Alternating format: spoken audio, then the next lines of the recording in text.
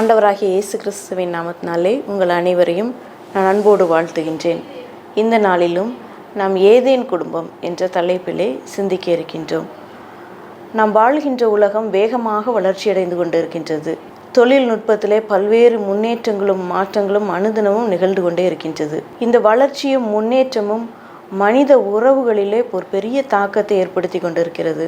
போட்டிகள் அதிகமாக நிறைந்த இந்த உலகத்திலே தங்களுடைய அடையாளத்தை நிலைநிறுத்தி கொள்வதற்காக ஒவ்வொரு மனிதனும் அனுதினமும் அதிகமான நேரத்தை செலவிட்டு போராடி கொண்டிருக்கின்ற சூழல் நம்முடைய உலகத்திலே காணப்படுகின்றது. அது மட்டுமல்லாமல் நேரம் கிடைக்கும் பொழுதெல்லாம் அருகிலுள்ள மனிதர்களை தவிர்த்துவிட்டு கம்ப்யூட்டர், மொபைல், டிவி என்று சொல்லி திரைகளிலே அதிகமான கவனமும் நாட்டமும் செலுத்தி வருகின்றனர். இது உறவுகளில் உள்ள இமோஷனல் பாண்டை, உணர்ச்சி பிணைப்புகளை அது குறைத்து கொண்டே வருகின்றது. இந்த வளர்ச்சியினால் வருகின்ற சமூக கலாச்சார மாற்றங்கள், முன்னேற்றங்களினாலே குடும்பத்தில் நீடித்திருக்கும் தன்மை, உறவுகளில் நிலைத்திருக்கும் தன்மை குறைந்து கொண்டே வருகின்றது. இளம் வயதுடையவர்களுக்கும் குடும்ப வாழ்வில் இருப்பவர்களுக்கும் தங்கள் வாழ்வதற்காக எந்த நிலையான உறவுகளும் இந்த உலகத்திலே அவசியமில்லை என்ற எண்ணம் மேலோங்கிவிட்டது. தங்கள் வாழ்க்கை பயணத்திலே தங்களோடு இணைந்து பயணிப்பதற்கு அவ்வப்போது யாராவது ஒரு மனிதர் தங்களோடு இருந்தால் போதும் என்ற எண்ணம் பரவலாக காணப்படுகின்றது. இந்த தாக்கம் குடும்பத்திலும் ஒரு பெரிய மாற்றத்தை ஏற்படுத்தி கொண்டிருக்கின்றது.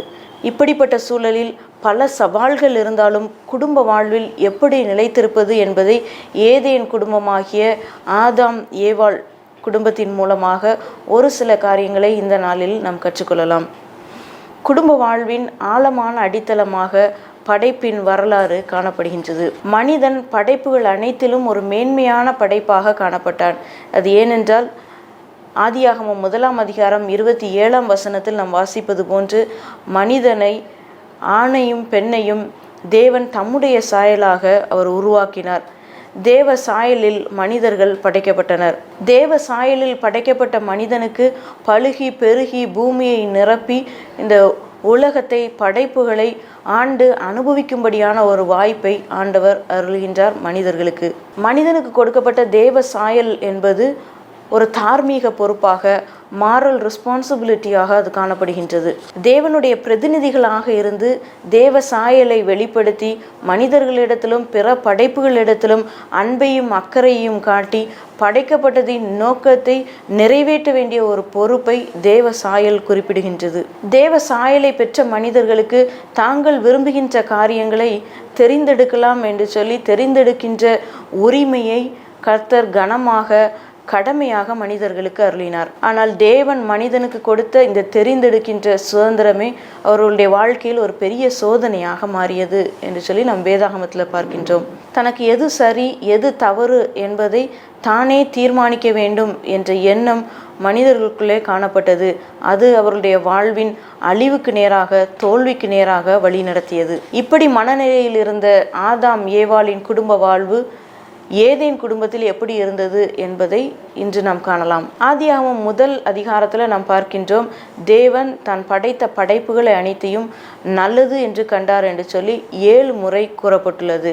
ஆனால் முதல் முறையாக தேவன் நல்லதல்ல என்று கண்டது மனிதன் தனிமையாய் இருப்பதை. அதை ஆதியாகமம் 2 அதிகாரம் 18 வாசிக்கின்றோம். மனிதன் தனிமையாய் இருப்பது நல்லதல்ல என்று கண்டார். ஆகவே தேவன் மனிதனுக்கு ஏற்ற துணையை உருவாக்கினார். ஒரு சூட்டபிளான கம்பானியனை உருவாக்கி அவளை ஆதாமிடம் கொண்டு வருகின்றார் தேவன். இங்கே ஏற்ற துணை என்ற வார்த்தைக்கு ஆங்கிலத்தில் ஹெல்ப்பர் என்று கூறப்பட்டுள்ளது ஆங்கில வேதாகமங்களிலே. இந்த ஹெல்ப்பர் என்ற வார்த்தை தவறாக புரிந்து கொள்ளப்பட்டு குடும்ப வாழ்விலே மனைவியினுடைய பங்கு அல்லது ரோல் இன்ஃபீரியரானது என்ற கருத்து உருவானது. ஒரு கணவனுக்கு உதவி செய்கின்ற உதவியாளராக பெண்ணை பார்க்கின்ற தவறான புரிதல் உருவானது. வேதத்தில் நாம் பார்க்கும்போது அநேகம் இடங்களிலே தேவன் நமக்கு ஏற்ற உதவிகளை செய்கின்ற கர்த்தர் என்று சொல்லி நாம் பார்க்கின்றோம். எவர் பிரசன்ட் ஹெல்ப் என்று சொல்லி கூறப்பட்டுள்ளது. இங்கே கர்த்தர் நமக்கு அடியில் இருந்து அல்லது இன்ஃபீரியராக இருந்து உதவி செய்கின்ற நபர் என்பது பொருள் அல்ல. நம்மால் செய்ய இயலாத ஒன்றை நம்மை விட வலிமையான ஒருவர் நமக்கு செய்வதற்கு உதவி செய்வதுதான் இதன் பொருள். இதன் அடிப்படையிலே ஒரு கணவனால் செய்ய இயலாத ஒன்றை செய்வதற்கு மனைவியும், மனைவியால் செய்ய இயலாத ஒரு காரியத்தை செய்வதற்கு கணவனும் உதவியாக இருப்பது என்பது பொருள்.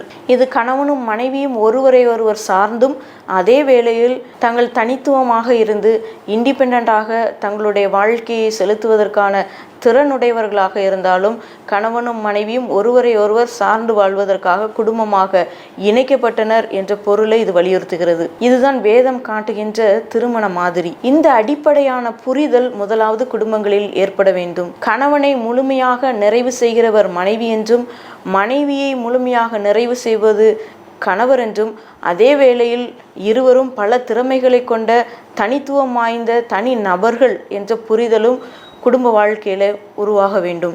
இது அநேக குடும்பங்களில் நடந்து கொண்டிருக்கின்ற குடும்ப வன்முறைகளுக்கு முற்றுப்புள்ளி வைக்கின்ற ஒன்றாக இருக்கின்றது. ஆதியாகமம் 2:24 கூறப்பட்டுள்ளது போல, இவர்கள் இருவரும் ஒரே சரீரமும் ஒரே மாம்சமுமாய் இருக்கிறார்கள், இவர்கள் இருவர் அல்லர் ஒருவர் என்று வாசிக்கின்றோம். ஆதியாகமம் 2:24 கூறப்பட்டுள்ளது, இவர்கள் இருவரும் ஒரே சரீரமும் ஒரே மாம்சமுமாய் இருக்கிறார்கள், இவர்கள் இருவர் அல்ல ஒருவர். இப்படி ஆணிலிருந்து உருவாக்கப்பட்ட பெண் திருமணத்தின் மூலமாக மறுபடியும் ஒரே சரீரமாக ஆணோடு இணைகின்றதை நாம் பார்க்கின்றோம். இருவரும் ஒரே சரீரமாக தேவ சமூகத்திலே இணைக்கப்படுகின்றார்கள். இப்படி குடும்ப வாழ்க்கையை கர்த்தர் உருவாக்கி ஆதியாகமம் 2:24 3 அடித்தளமான காரியங்களையும் 3 மாதிரிகளையும் ஆண்டவர் கற்றுக் கொடுக்கின்றதை பார்க்கின்றோம். இதை புரிந்து கொண்டு பின்பற்றும் போது நீடித்து நிலைத்து நிற்கும் குடும்ப வாழ்க்கையை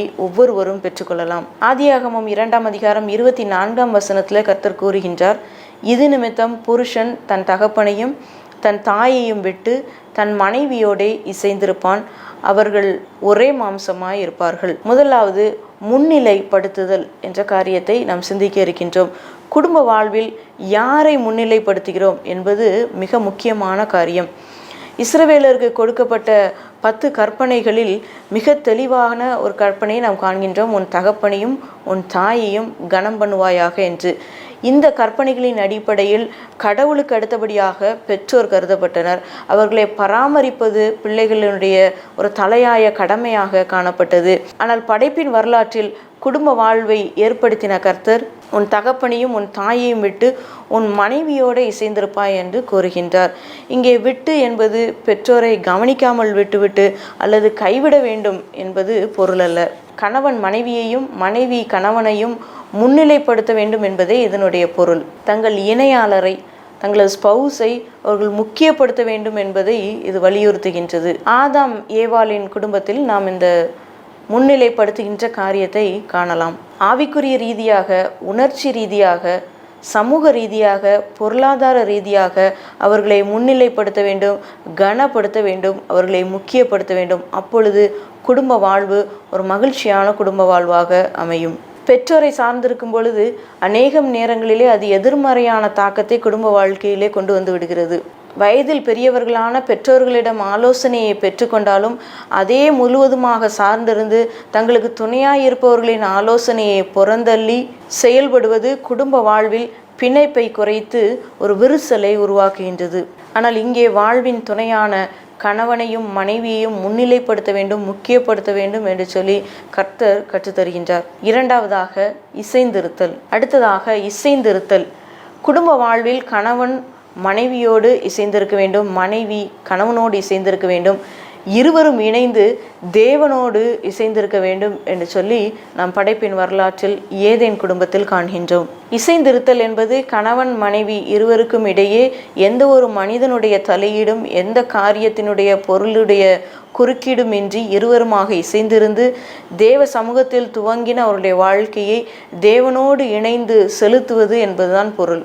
எந்த சூழ்நிலையிலும் இருவர் நடுவிலும் எந்த ஒரு மனிதனும் காரியமும் வந்துவிடாதபடி பிணைப்போடு ஒரே சரீரமாக இருக்கின்ற கணவனும் மனைவியும் இறைவனோடு இணைந்து வாழ வேண்டும். வாழ்வில் ஏற்றத்தாழ்வுகள் ஏற்படும் பொழுது பலருடைய கருத்துக்கள், ஆலோசனைகள் நம்முடைய குடும்ப வாழ்வில் கணவன் மனைவிக்கு இடையே வருவதற்கான வாய்ப்புகள் அதிகமாக இருக்கின்றது. நம்முடைய குடும்ப காரியங்களை மற்றவர்களிடத்தில் பகிர்ந்து கொள்ளும் பொழுது அல்லது நமது குடும்பத்தில் நடக்கின்ற காரியங்களை பிறர் அறிந்து கொள்ளும் பொழுது அவர்களின் தலையீடு அதிகமாக இருக்கும். அது பெற்றோராக, நண்பர்களாக, நமது நலத்தை விரும்புகின்ற யாரோ ஒருவருடைய தலையீடாக இருக்கலாம். அல்லது நாம் விரும்புகின்ற காரியங்கள், செயல்கள், பொருட்களாக இருக்கலாம். இது எந்த வகையிலும் குடும்ப வாழ்விலே கணவன் மனைவிக்கு இடையே தாக்கத்தை ஏற்படுத்துவதற்கு அனுமதிக்கக்கூடாது. இருவரும் தேவனுடைய துணையோடு அவருடைய திட்டத்தின்படி, அவருடைய தீர்மானத்தின்படி குடும்ப வாழ்வை அமைக்க வேண்டும். ஆதாம் ஏவாளுடைய குடும்ப வாழ்வில் பார்க்கும் பொழுது மூன்றாவது ஒரு நபராக சர்ப்பம் உள்ளே நுழைகின்றதை நாம் காண்கின்றோம். தேவ வார்த்தையையும் மீறி சர்ப்பத்திற்கு முன்னுரிமை கொடுத்து அதனுடைய வார்த்தைகளுக்கு மதிப்பளித்து அது சொல்லுகிறபடி கேட்டு நடந்த பொழுது ஆதாமும் ஏவாளும் தேவனுடைய திட்டத்தை விட்டு வெளியேறுகின்றார்கள். தேவனுடைய பிரசன்னத்தை விட்டு வெளியேறுகின்றார்கள். தேவனுடைய மகிமையை இழந்து போகிறார்கள் என்று சொல்லி நாம் பார்க்கின்றோம். இவர்களுடைய உறவிலே ஒரு விரிசல் காணப்படுகின்றது.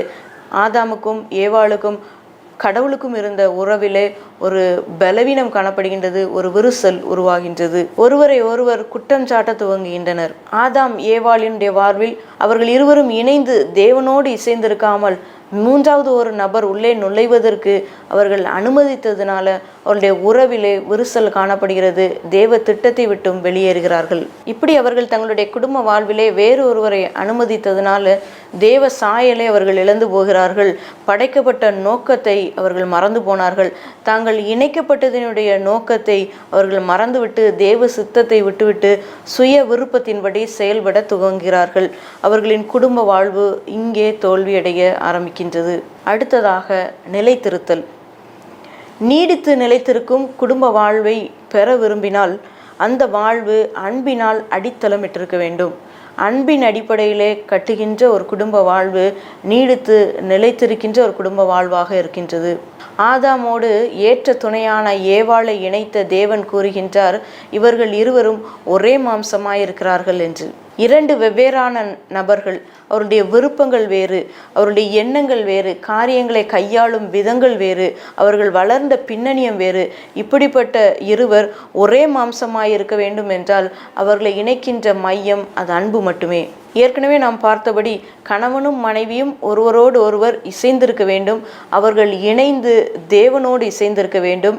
கர்த்தருடைய அஸ்திபாரத்தின் மேல் தங்களுடைய வாழ்வை, தங்களுடைய குடும்பத்தை கட்ட வேண்டும் என்று சொல்லி கர்த்தரை மையமாக வைத்து தங்களுடைய குடும்ப வாழ்க்கையை அமைத்து அவர் காட்டுகின்ற பாதையிலே பயணிக்க வேண்டும் என்று சொல்லி நாம் பார்த்தோம். இப்போது நாம் பார்க்கிறோம், இப்படி இசைந்து ஒரே மாம்சமாயிருக்க அந்த வாழ்வு அன்பை மையமாக வைத்து அமைக்கப்பட்டிருக்க வேண்டும். இந்த அன்பு நிபந்தனையற்ற அன்பாக இருக்கின்றது.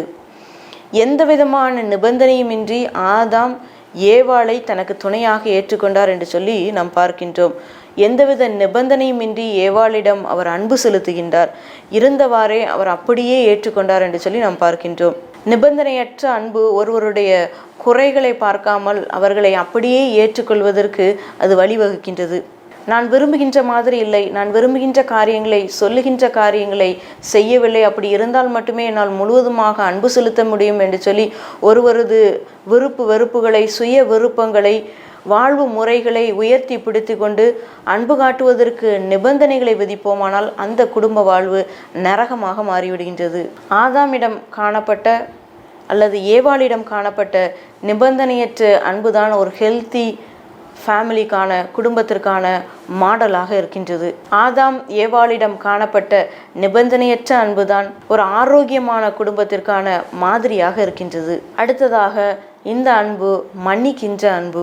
ஆதாம் ஏவாளிடம் இந்த மன்னிப்பை நாம் காண முடிகின்றது. இருவரும் இணைந்து தவறு செய்து தேவனுடைய திட்டத்தை விட்டு விலகிவிடுகின்றார்கள்.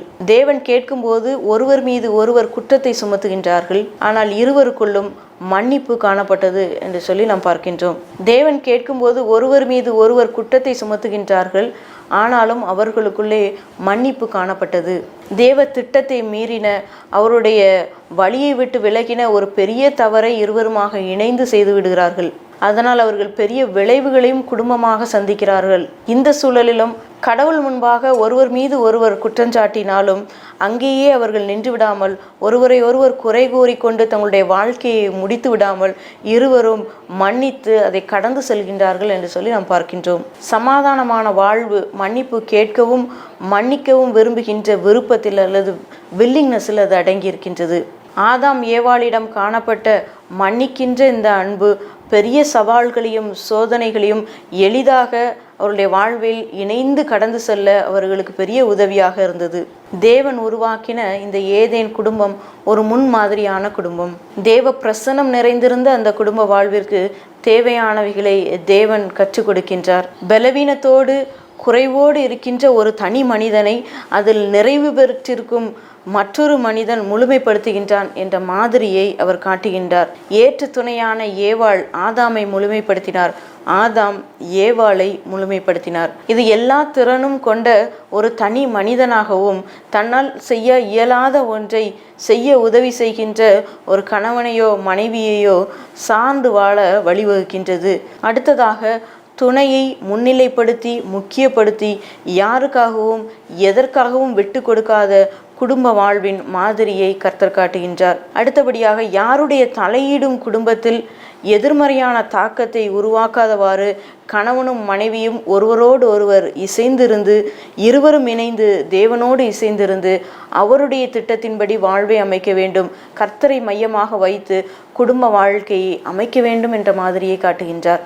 அடுத்ததாக நிபந்தனையற்ற மன்னிக்கின்ற அன்பை மையமாக வைத்து தேவ சாயலை வெளிப்படுத்தி நிலைத்திருக்கும் குடும்ப வாழ்க்கையை அமைப்பதற்கான மாதிரியை காட்டுகின்றார். இதை பின்பற்றி ஆண்டவர் உருவாக்கின தேவ பிரசன்னம் நிறைந்திருந்த ஏதேன் குடும்பத்தை போன்ற ஒரு குடும்ப வாழ்க்கையை நாமும் உருவாக்குவோம். தேவ பிரசன்னமும் மகிமையும் ஆசீர்வாதங்களும் நம்முடைய குடும்பங்களில் தங்கியிருப்பதாக. ஆமீன்.